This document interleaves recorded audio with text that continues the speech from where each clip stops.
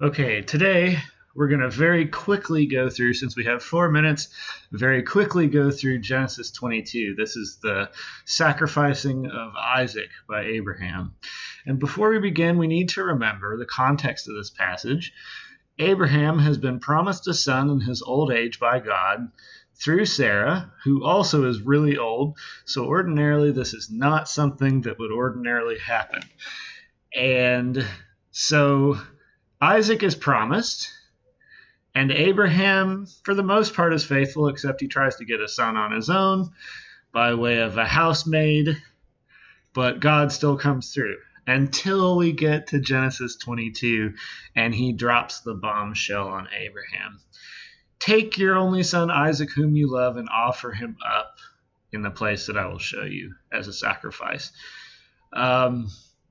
In Hebrew, the statement gets very specific. It moves from general to specific.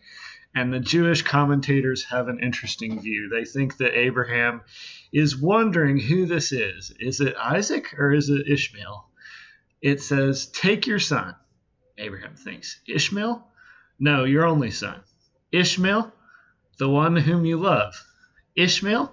No, Isaac. Ah, shucks. Now I got to go sacrifice my son Isaac. And for a long time, I was taught that this was something that Abraham did reluctantly. But if we look at the text, we don't see any of that, do we?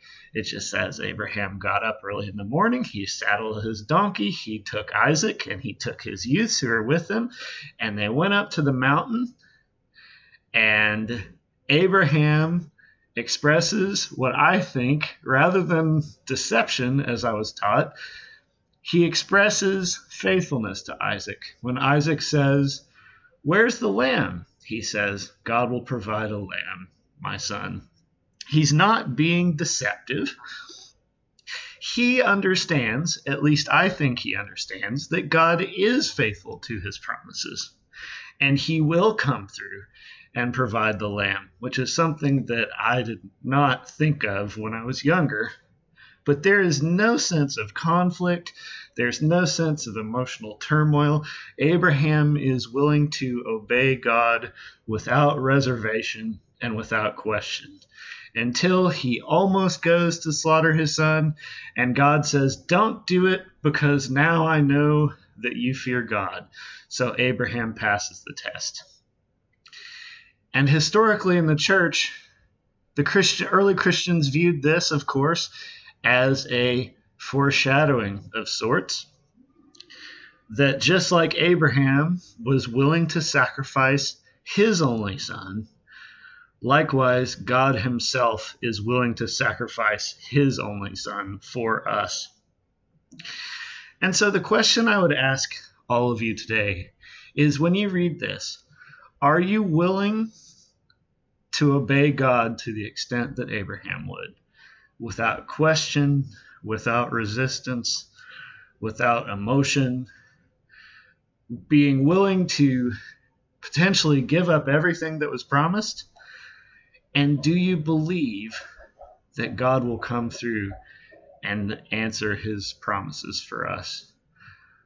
To be honest, I'm not sure I would. If I'm completely honest, I'm not sure if I would have faith like this. I hope I would, but I'm not sure if I would in the moment.